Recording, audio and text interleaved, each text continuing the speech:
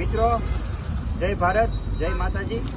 આજે જાડેજા પરિવાર તેમજ જાડેજા ક્ષત્રિય સમાજ અને હાલારી ભાઈઓ તેમજ કચ્છી જાડેજા ભાઈઓના નૂતન વર્ષને સૌને અભિનંદન પાઠવું છું।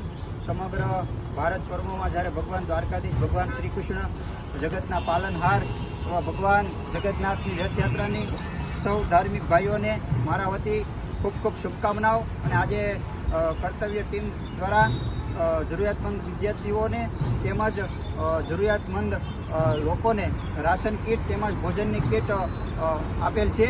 તો દરેક ભારતીયોને જય માતાજી, જય ભારત।